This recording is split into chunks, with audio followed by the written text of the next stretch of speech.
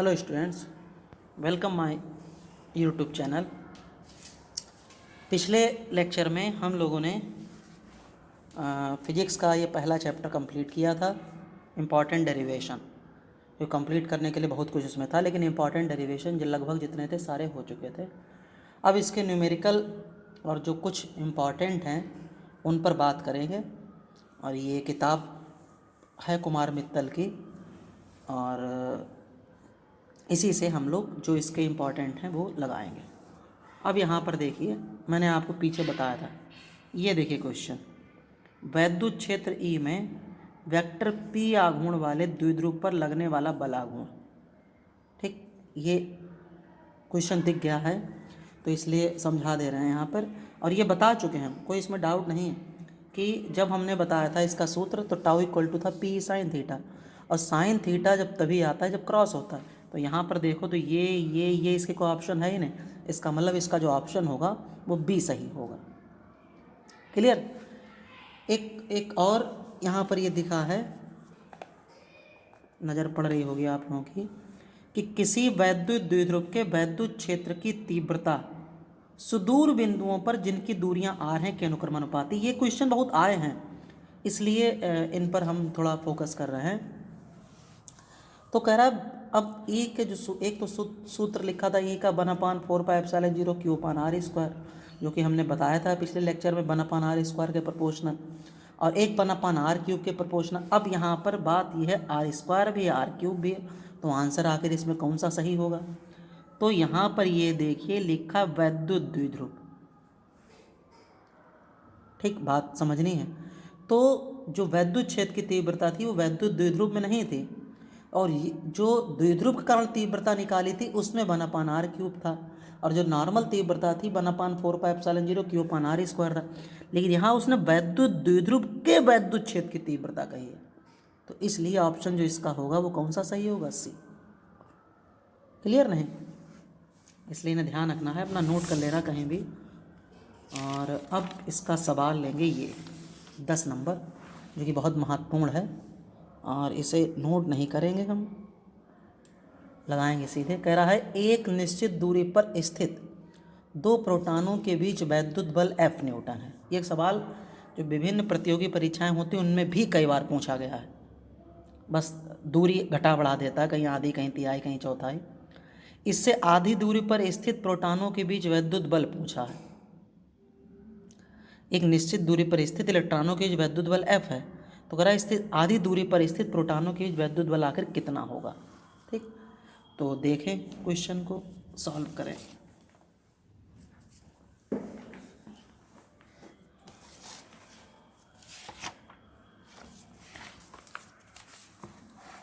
तो निश्चित दूरी r पर इलेक्ट्रॉनों के बीच वैद्युत बल F न्यूटन है। ये Q1, ये Q2, निश्चित दूरी R मान लें। ठीक, तो बाय कूलॉम्स लॉ आपने F बराबर लिखा था, F की जगह F1 मान लेंगे, 1/4πε0 Q1 Q2/r²। एक नंबर।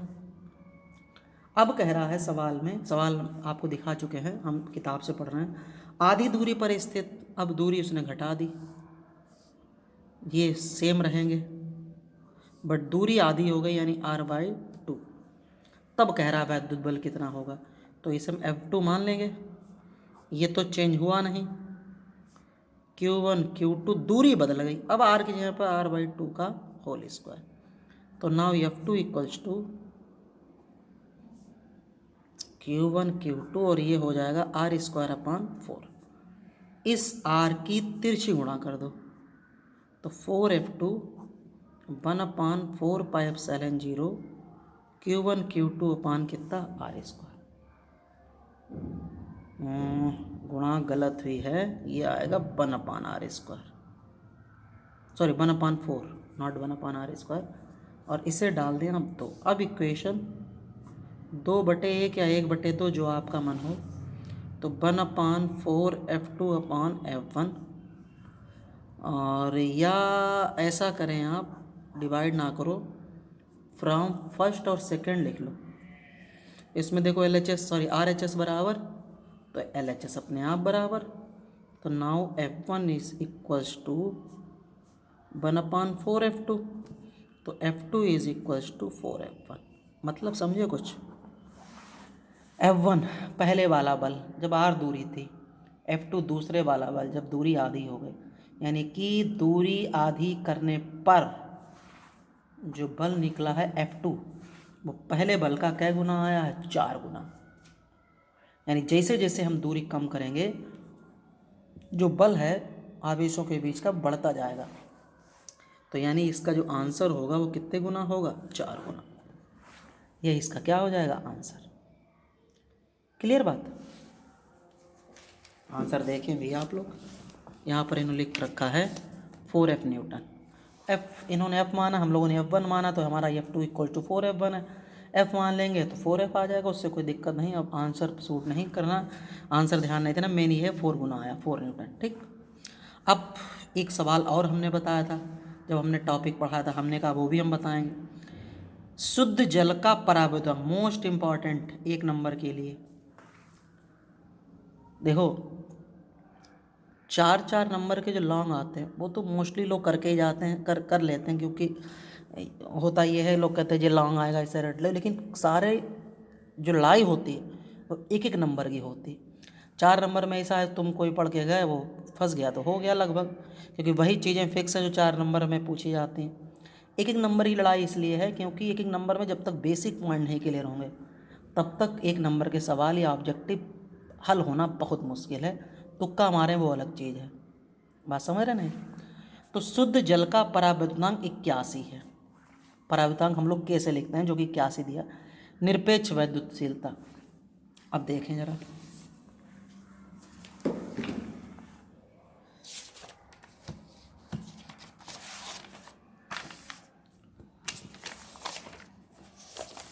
कह रहा है कि शुद्ध जल का परावैद्युतांक 81, जो कि कितना है के। ठीक। अब पूछी है कि इसकी जो है निरपेक्ष वैद्युतशीलता कितनी होगी। निरपेक्ष वैद्युतशीलता, अब देखो एक सूत्र जो हमने बताया था वो सूत्र क्या था, K is equals to epsilon upon epsilon not, या एप्साइलन 0। K तो हो गया घर का परावैद्युतांक। अब एप्साइलन 0 भी बताया था, एप्साइलन 0 होता है निर्वात की वैद्युतशीलता, और एप्साइलन भी बताई थी हमने निरपेक्ष वैद्युतशीलता, केवल वैद्युतशीलता। तो इसका मतलब हमसे एप्साइलन पूछा है, एप्साइलन अज्ञात है, तो एप्साइलन इज इक्वल्स टू के एप्साइलन 0। के का मान 81 दिया, एप्साइलन का मान होता है 8.85 इंटू 10 की पावर -12। आप इसकी मल्टीप्लाई कर लें, एप्साइलन का मात्रक लिख लें, जो होगा वही आंसर होगा। बुक से देख के हम लिख दे रहे हैं 7.17 10 की power -10 coulomb square per newton metre square. I think बात क्लियर होगी आप लोग। ठीक। अगला सवाल,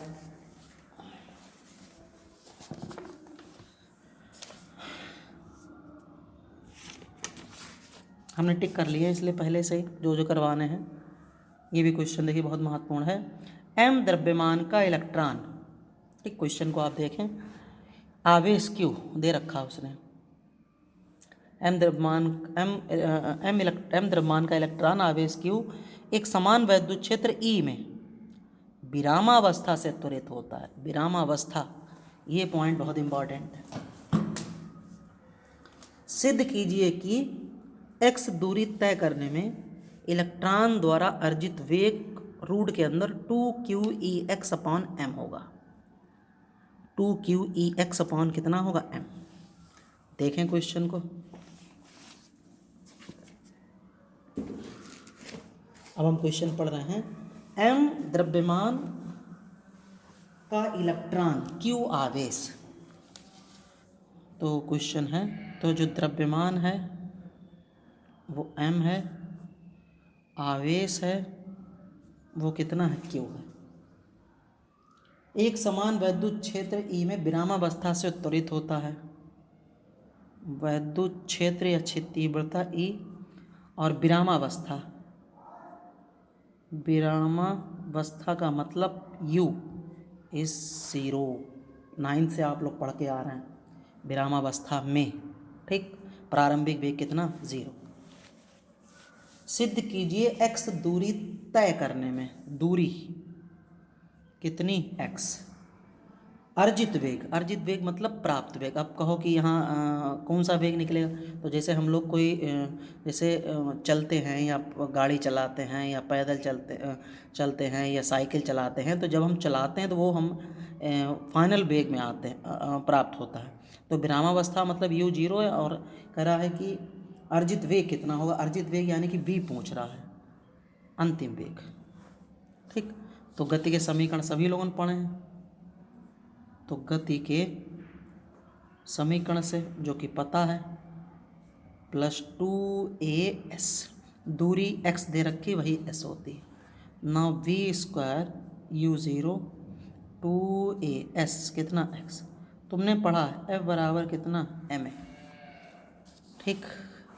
आप कहोगे f बराबर mg या ma²/r ये सब क्यों, तो ये गति है जो कि एक तरीके समतल में आती है। एम आर इस जो F बराबर mv²/r होती है वो अभिकेंद्र बल होता है। mg ऊपर से नीचे, नीचे से ऊपर के लिए आती है, तो इसलिए यहाँ पर यही लगेगा। तो v² = 2, now a = f/m, 2f/m into कितना x। अभी समस्या हल नहीं हुई, हमें सिद्ध जो करना है वो वेग v = बुक में दिया है, लाना है 2qEx/m।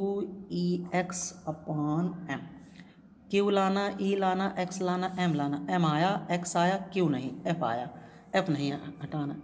तो e = पढ़ा आपने f/q, this implies that f = कितना, qe। तो यहाँ पर हो जाएगा v² 2qEx/m, नाउ √2qEx/m, यही आपका आंसर प्रूफ हुआ। क्लियर बात। क्वेश्चन बहुत इंपॉर्टेंट है, अच्छा और सरल है, कोई खास दिक्कत नहीं। अब अगला है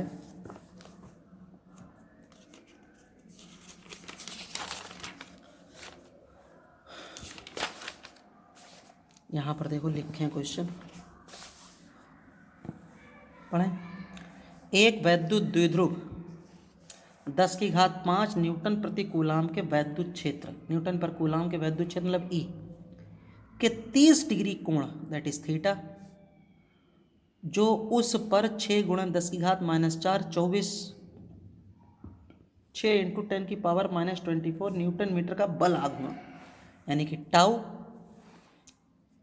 तो कह रहा वैद्युत द्विध्रुव का आघूर्ण, बल आघूर्ण या वॉल्यूम का आघूर्ण दैट इज मतलब टाउ, और वैद्युत द्विध्रुव आघूर्ण मतलब पी, ठीक। देखें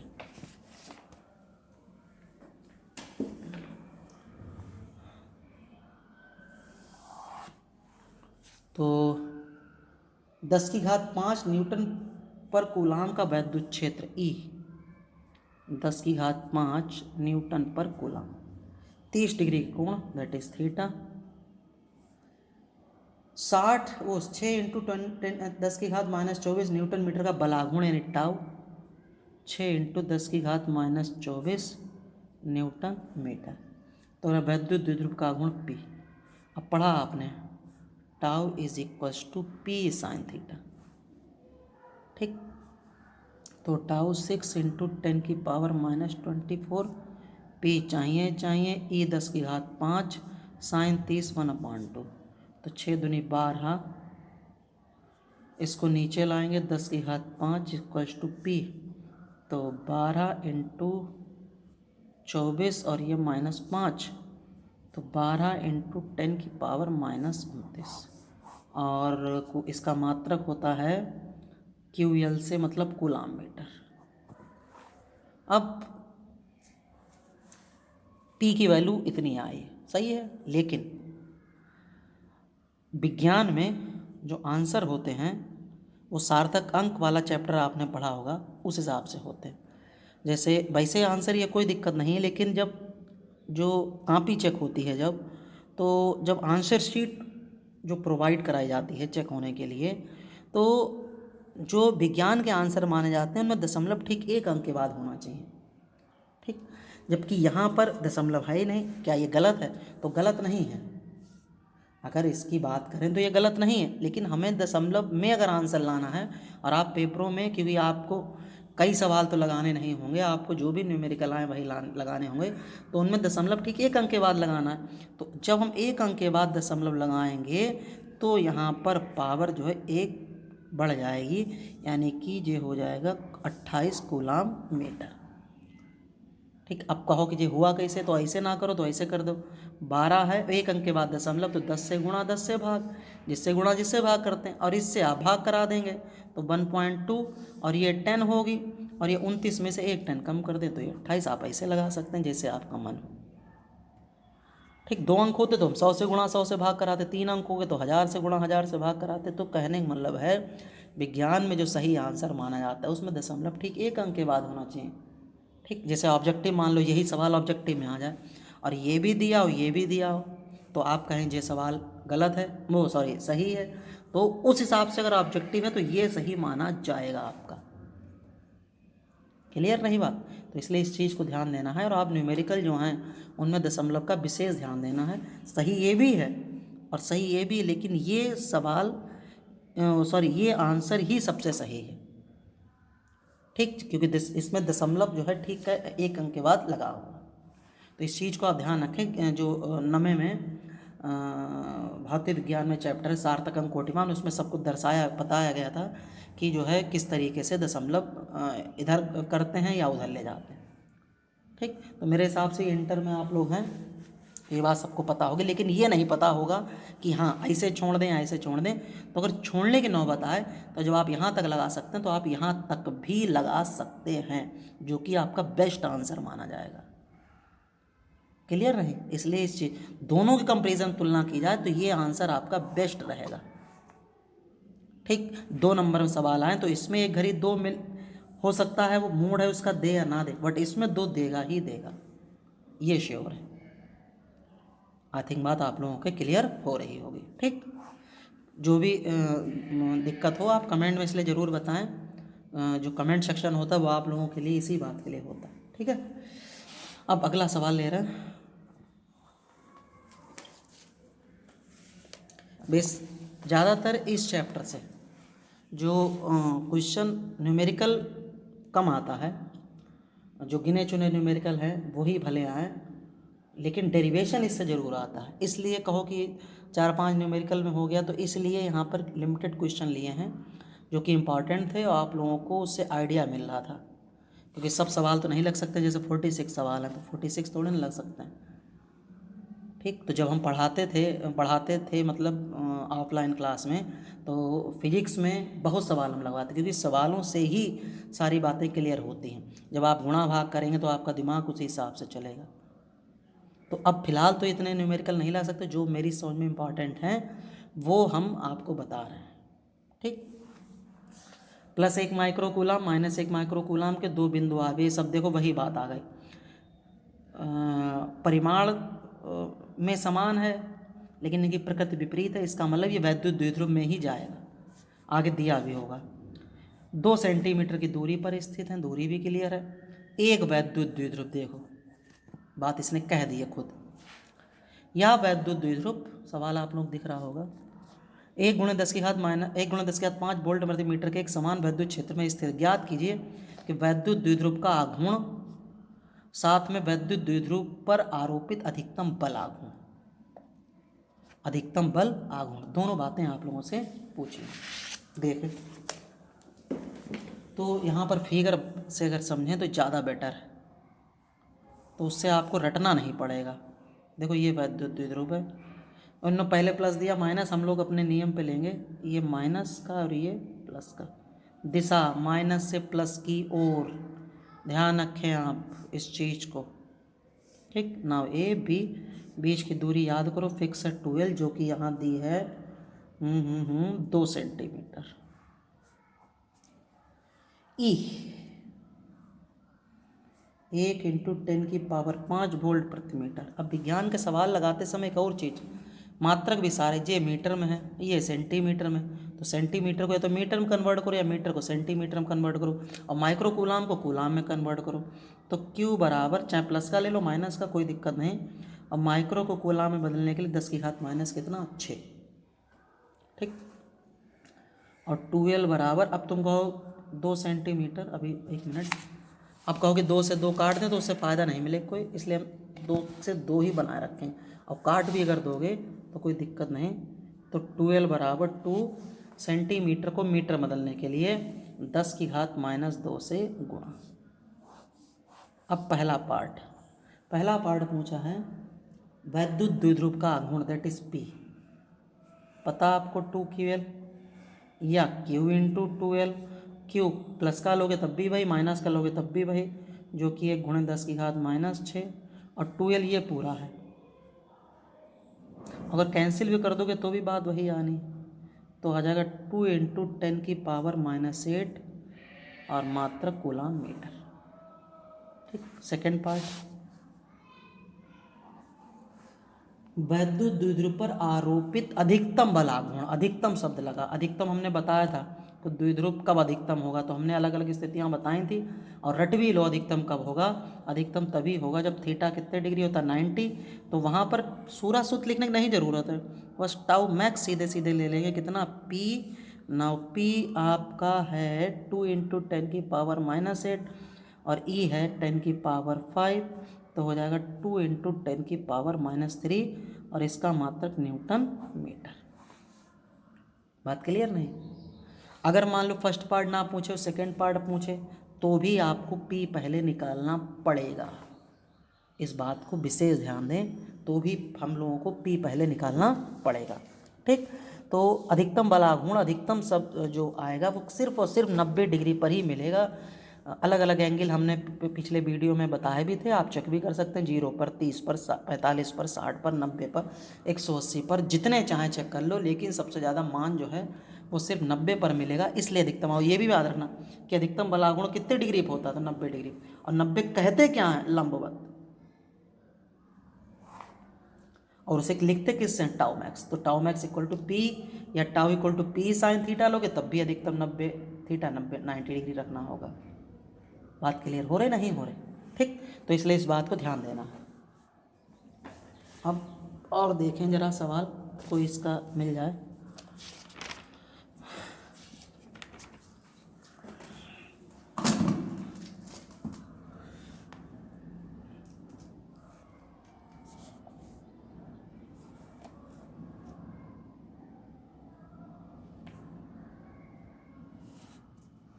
ये क्वेश्चन देखो, आप लोग अपने आप ट्राई करना, आंसर भी है।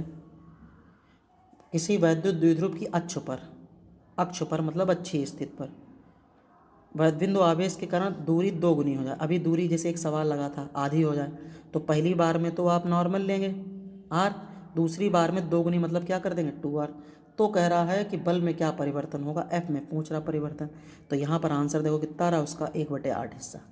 सेम भाई, अब सूत्र ये क्यों लगा, सूत्र इसलिए लगा क्योंकि ये द्विध्रुव की बात कर रहा है, और द्विध्रुव के सूत्र हमने बताया है 2p/r3। अक्षीय स्थिति में, निरक्षीय स्थिति में अलग होता है, ठीक। तो यहाँ से उसने कहाँ कहा, अक्ष पर। ये क्वेश्चन लगाएं, आंसर भी आप लोगों के सामने है, इसे आप देख लें, अपना लगा लें, स्क्रीनशॉट ले लें उससे, ठीक है। तो अब हम लोग अगले चैप्टर की ही शुरुआत करेंगे, और जो कि अगले वीडियो में बताएंगे हम लोग, क्योंकि वीडियो ज़्यादा बड़े हो जाते हैं, फिर भेजने में, अपलोड करने में बहुत समस्या होती है। अगले वीडियो में हम लोग डिस्कस करेंगे अगले चैप्टर को, और शुरू के चैप्टर फटाफट हो जाएं, उसके बाद वही जो बच्चों की डिमांड आ रही है ट्रांजिस्टर, उसी को ही पढ़ाना है सबसे पहले, और वो बहुत महत्वपूर्ण टॉपिक भी है, ठीक है दोस्तों। फिर मिलते हैं अपने अगले वीडियो में, थैंक यू।